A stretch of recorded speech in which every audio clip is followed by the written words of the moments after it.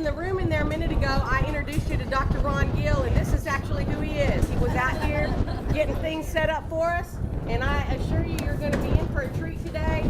And I know this will probably save a lot of marriages, maybe a lot of hurt feelings, and maybe we should have had all of our other halves come, because that might have been who needed it worse. Dr. Ron Gill.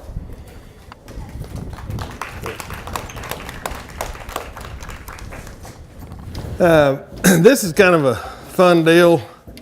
We're going to see what all we can get these heifers done, but as we start this process, watch the heifers. Everything we do, they're paying attention to already. As I started moving, every one of them looked over here. Okay, so they already know that something's about to happen. They're going to see if I know what I need to know, or if they're going to have to act silly, right? And so as I've moved a little bit, they've started milling a little bit. Now they're also all looking at me primarily. And so everything we do, anytime we're around cattle, influences them. And so often we're busy doing other things that when we first start, we've actually told them something without realizing we've told them something. And it's interesting, the more we're looking at them, the more we're drawing them to us. So think about that. Where do we normally go to get cattle to move? Behind them. So this should tell us right now that we ought to be up here where they can see what we're doing and actually draw them to us a little bit. So my whole effort this morning is going to be trying to switch our mindset a little bit more to drawing cattle to you than pushing cattle away from you. And a calm fell over the stands. What the hell? I may leave. If there's clouds, there'd be lightning or something coming on. All right, and as we go through this, if y'all have some questions, don't hesitate to ask them. There we go. Because there's going to be some things that I say probably a little different than what you might have heard, and you know, the whole aspect of family relationships and family dynamics, that's an interesting part of this, and a whole lot more to cattle handling involves that personal dynamic than we ever want to admit as well. Right now, just here, you can stay here. And we'll get out here where we can start messing with them a little bit.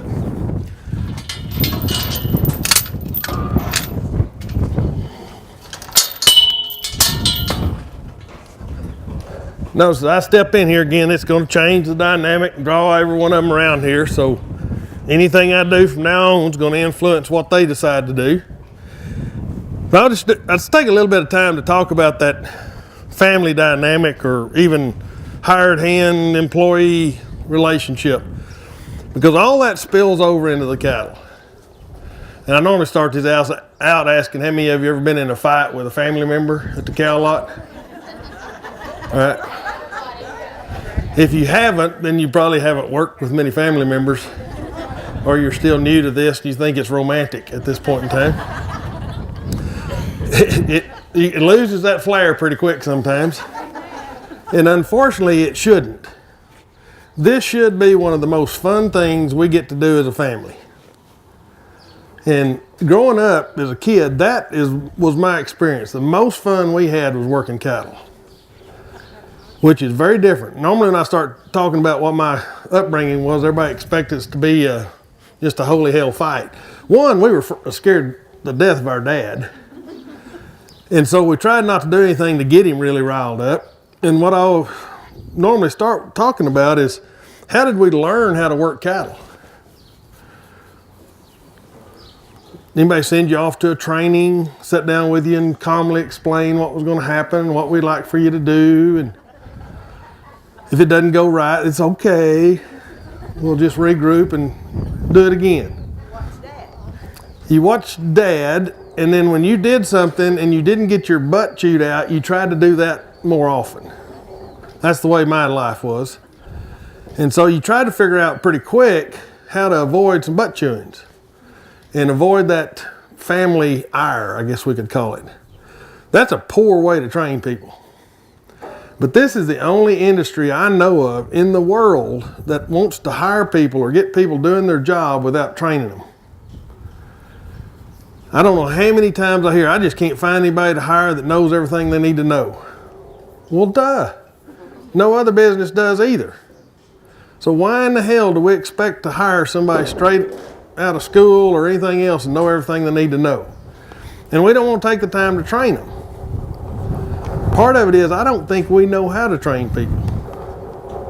I don't think we want to take the time, and I don't think we know how to communicate what we want done very effectively. And so hopefully part of today will be maybe some clues on how to communicate what you want to have happen and why. Because a lot of people want to know the why. Some people don't care what the why is. Some people it means everything to them. And so you kind of have to learn how to read people to see how to train them. Anybody in here train dogs? Nobody trains dogs, but first crowd. Some of you do, just won't admit it in public. This is not an AA meeting of any kind. You can feel comfortable. No, but dogs are very different. You can't train every dog the same way, can you? Some of them you yell at and they're through. They'll never work with you again. Some people are that way. A lot of family members, they ain't going home because they got yelled at and they didn't think they deserved it. So we have to think about that, and that also is very true of these cattle. If they think they're doing what we ask them to do, and then we whoop their butts or hot shot them around because they're not doing what we think we told them to do, they don't like that either.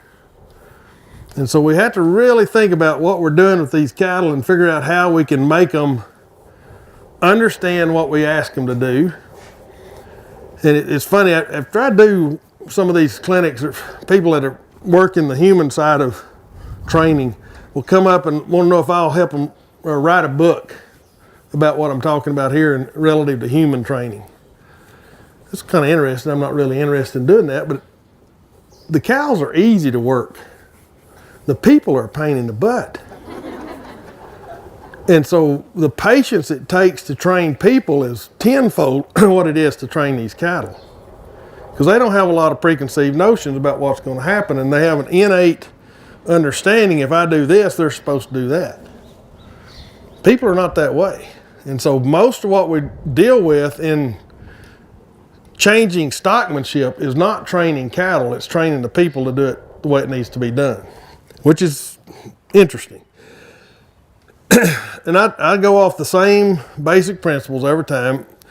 And there's three ways we communicate with cattle. Primarily, there is a fourth one, but I don't really worry about it that much. People in the dairy industry really do worry about smell.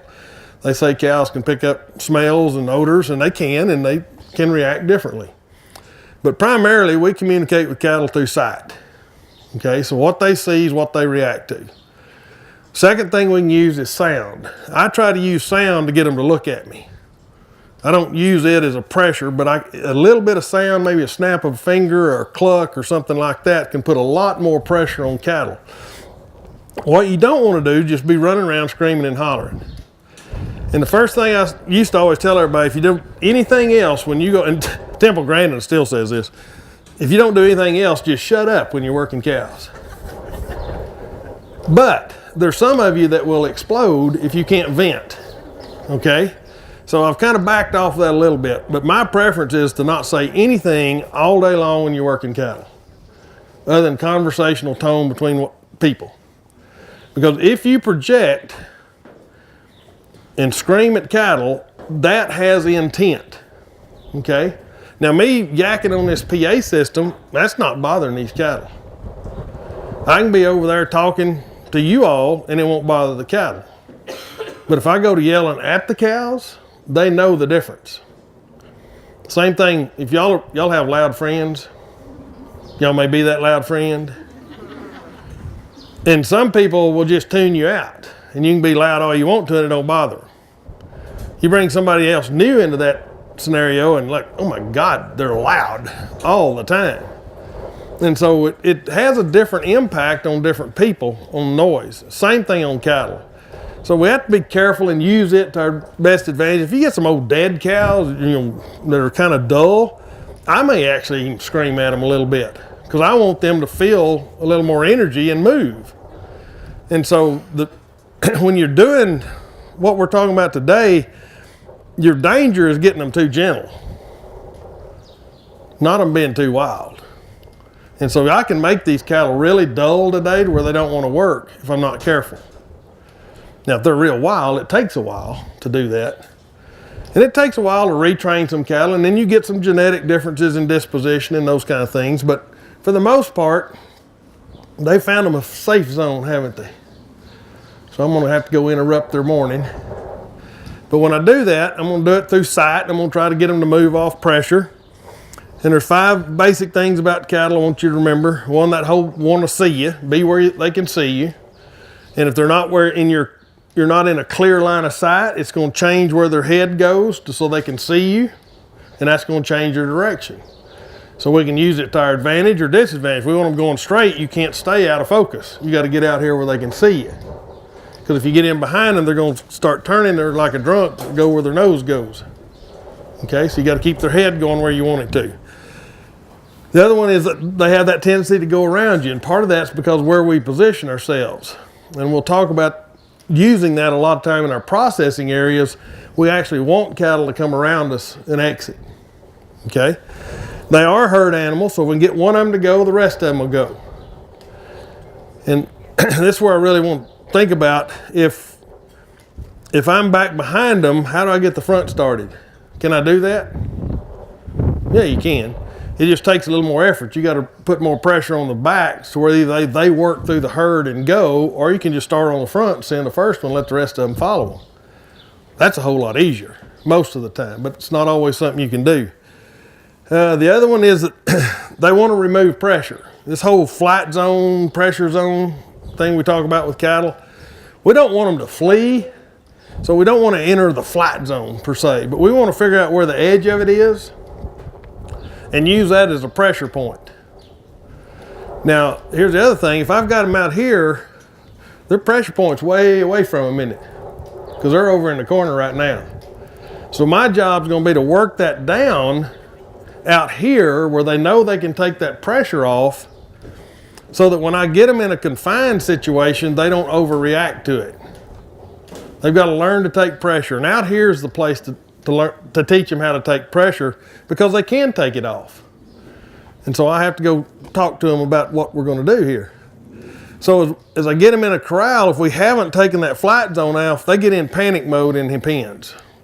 And how have we handled that in Texas and Oklahoma in particular? We built pipe pens. We use 4-inch drill stem, 2 and 7/8-inch pipe, and we can do whatever the hell we want to them, and they can't get away. Honest to God, that's what happened. And so we used to tear pens down. It's been a whole lot easier to change the way we work cattle. If you want to work cattle with somebody really good, go somebody that's got wire pens, made up bed springs and headboards and stuff like that. Pallets. You don't get crazy in there because they'll depart, right?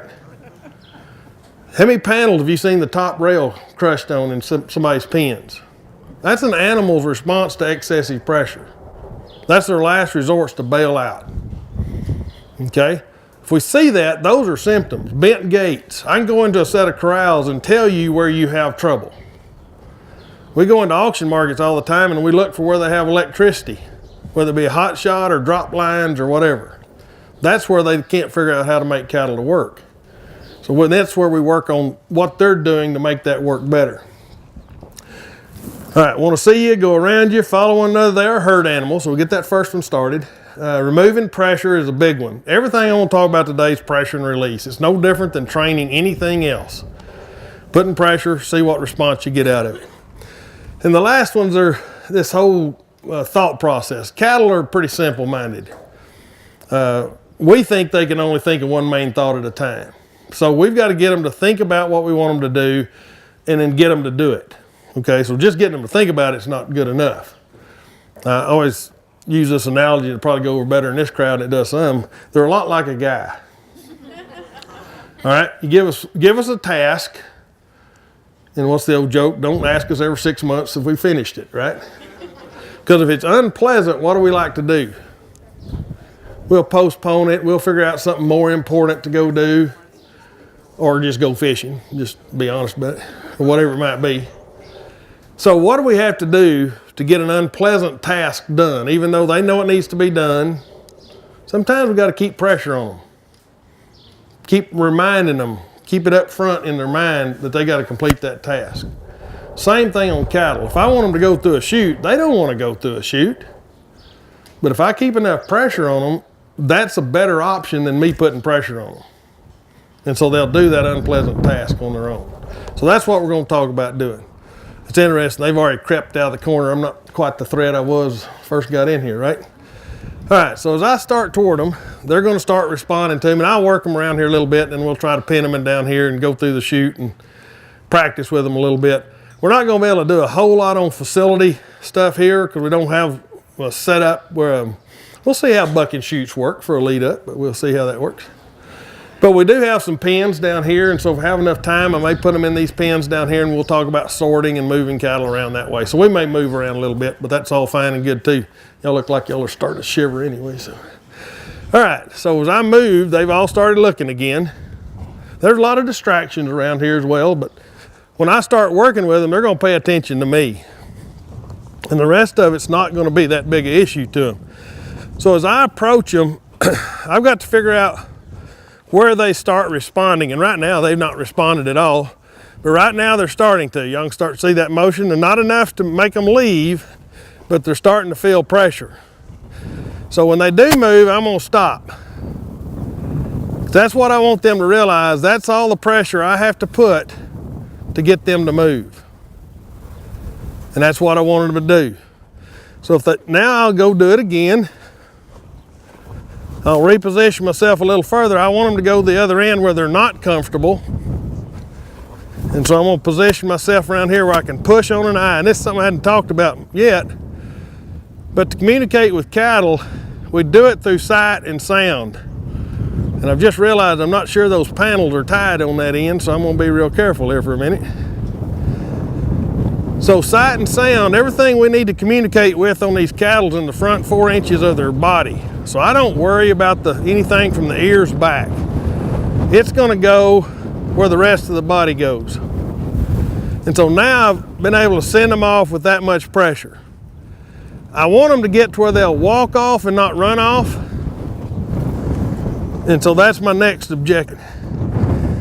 So now, I know these heifers will leave when I put pressure on them. So what I need to do next is get them to where they'll kind of start and stop as I need them to. But I want to work just a little more pressure. I'm going to try to send them around this way right now. Because I don't want them to feel that's the only place they can go. Not because the corner's not secure, but they need to get comfortable going anywhere around here.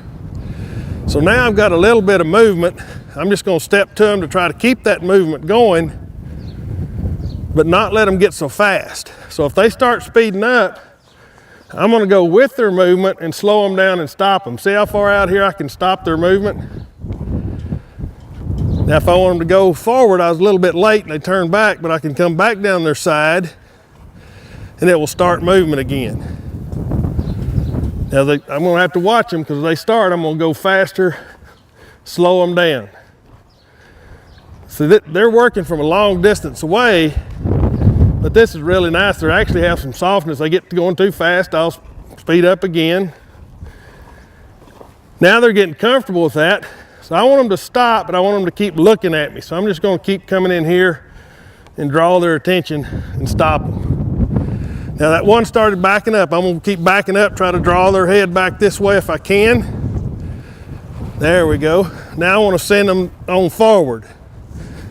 Up, one heifer turned back. I was a little late. I wasn't paying attention to her. So I'll just go down here and we'll kind of regroup.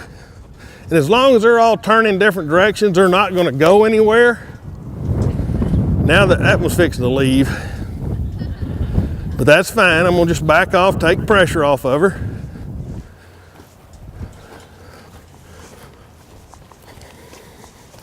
But now I'll see if I can slow them down. I may use the fence if I have to. I just don't want them coming to this corner. There we go. But I got them stopped before the fence. Now I'm going to draw them back around this way, hopefully. If If I can, I'll have to step over and push their eye around and send them back. Now, how these little heifers looking here? I'm gonna see if I can draw this one's eye back out. If I can, well, I've got too many of them going the other way. I don't think I can get that done. So I'll just let her go back to the other ones. And we'll walk back down. Well, we may just go to this corner over here. Let them know that's all right too. And I don't know if any of you happen to be in the business of ordering or order buying or putting together cattle. But if you're buying groups from different areas, they're not going to act as a herd. So one thing you can do is actually work with them to get them to work as a herd. And if you have them split and run to different groups, these are all going to stay in a group. You can then get into a situation where you can actually take and put pressure on the ones that leave the main herd and make them want to stay with the big group. So right now, I'm just going to take a little bit of time and try to turn these heifers around and go down this fence to try to get to that corner. I don't want to put too much pressure on them because I don't want them to feel like this is too much pressure for them to take, because I need them to go in that gate in a minute. Now I'm going to step out here a little bit. Now, as I stepped out, I actually turned them that wrong direction. This little heifer would like to leave, but she's responsive, so I can actually use her to go back into the herd probably and push them on up a little further. Now, this is where some people might just go to screaming and hollering and making a lot of racket, but this would be where you'd blow up everything too. So these heifers are getting curious as to what I'm wanting them to do here. Here I'm going to be able to push on these eyes and turn them back down the fence if I can, or I'll turn these around and go the other way with them.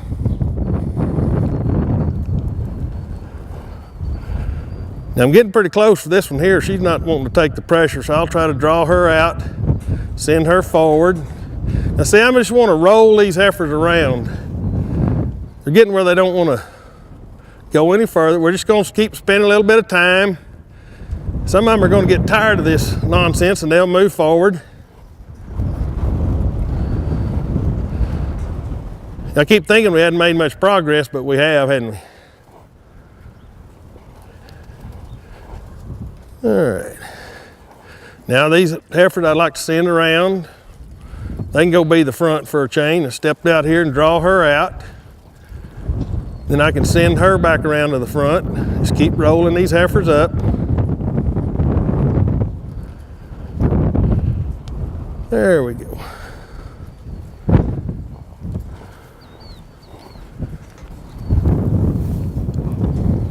Notice I get too much movement, I got to back off a little bit. They're actually, they've got some nerves about them, but they're actually working pretty nicely here. All right. Now then, I want them to know that if they get to that corner like I'm asking them to, I'll take the pressure off. And so I want them to feel like they can get to that point and relax. They'd still like to run through the green panels, but at least they're still there, right? And so they'll relax a little bit, and then I can move them off. Next time I'll come back and I'll open the gate and we'll try to put them in there. But if I take the pressure off, I want them to stay. I don't want to, remember what I said about keeping enough pressure, they'll do the right thing. It's interesting, they're watching Jeremy, they're just not real sure what she's going to do. No, she's fine, don't move. But they've just discovered her standing over there. And so now they're curious as to who they need to listen to. All right, they've been pretty good. And this whole pulling on an eye and pushing on an eye is something I think is very important that we learn to do. Now, if she starts going too fast, I'm just going to step up and slow them down. Now, see that snorty one, she don't want to she wants to run off. She doesn't want to listen, so she'll go back in the group. But now I can bring up some calmer ones to the front if she does. And I've got better brakes on them probably. There we go. Now I want to draw these out. We're going to send them back down the center of the arena. And what I may try to do is just actually make them a circle right here. We'll talk about drawing on an eye. If they don't take off too fast, they may take off too fast. But if I step in here behind them,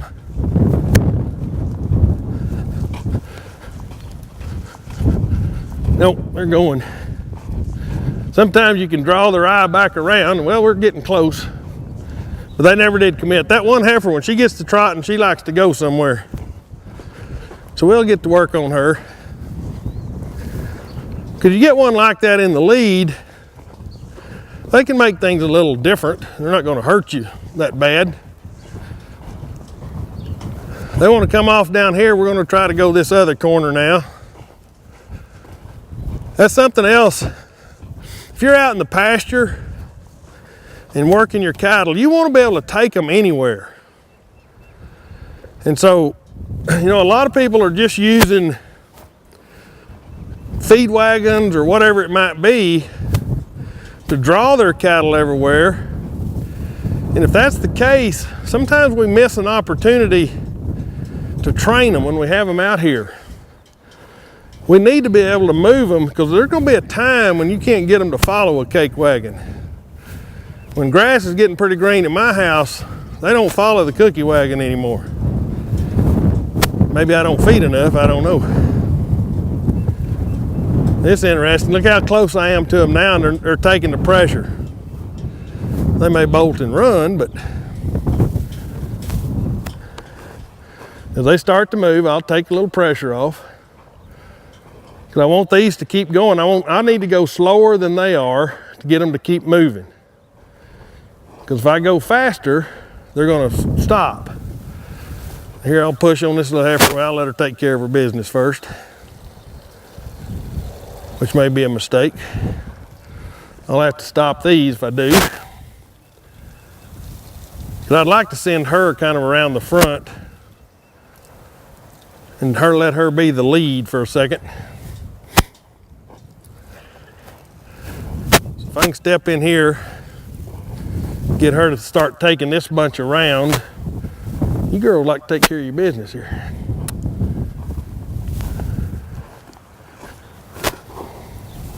This spot's a little tougher for them for some reason. But we've got them going both directions, so I'm not worried about those leaving. These are the ones that have a little more flight to them. So I'll let them go back into the group. And now I have to be ready to turn these into the corner.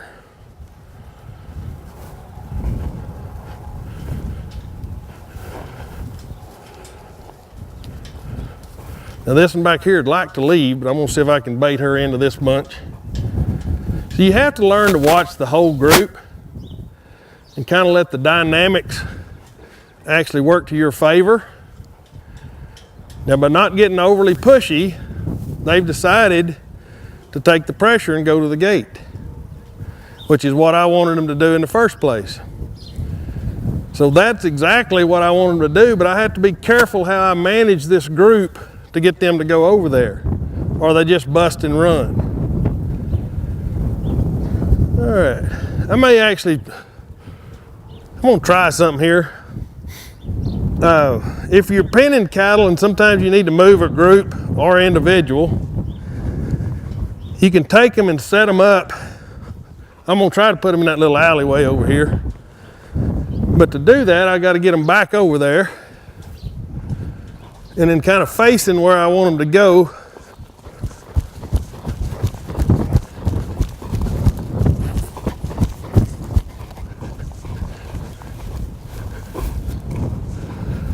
Now there's where, see, I want these cattle to learn how to stop. That was nice. I had to jog a little bit, but that's good for me too. But I got them to stop. And I'm gonna get them to turn back just a little bit. they found something else to be curious about. I'm gonna try to ease them up to that corner where we were a while ago, or a little closer. Just I want her to look. Now what I want to try to do is to get them where they'll stop in a position to watch me go open the gate. And this is why I don't want them turning back when I stop them. And they may turn back, but right now they're still kind of watching.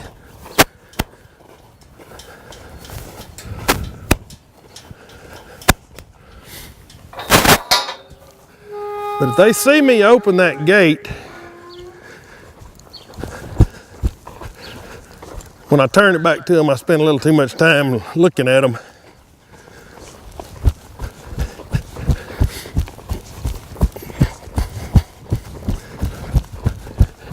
They're gonna make me run all the way to the end this time. Maybe.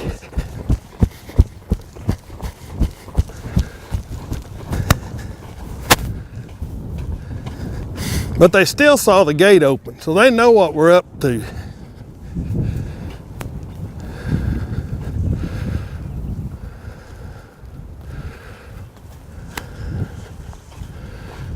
All right, so now we get to do it again, girls.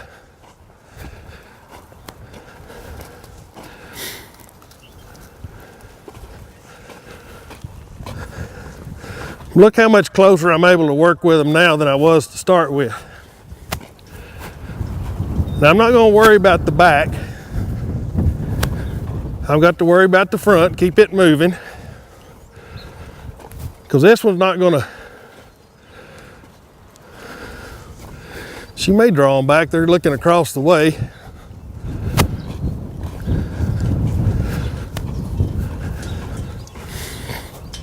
But as long as I keep the front moving, I can get them to go where I need to go.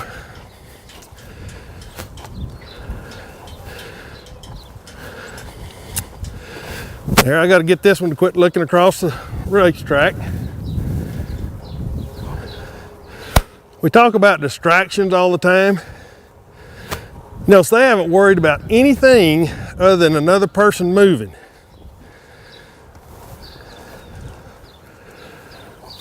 So all of our distractions we worry about, for the most part, are people.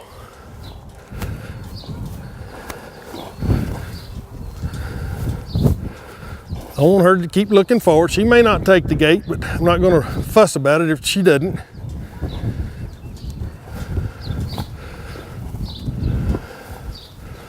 I hope the back gate's open or closed. I don't want her to leave either. This is that same thing on rolling around. If I can roll these around, I'll get them to take that alleyway. Now I'm in a setup here where I can actually push this one around, maybe. Didn't work. Well, just now we got them facing the wrong way, so I got to work on that. This little heifer likes to leave for some reason.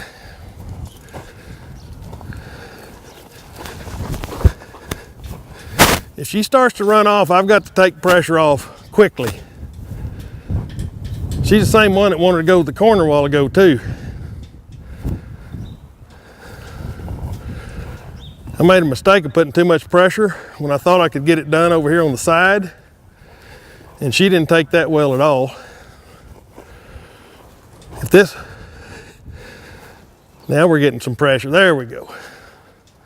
All it takes is one to commit and a little patience. All right. I wasn't sure about that for a minute.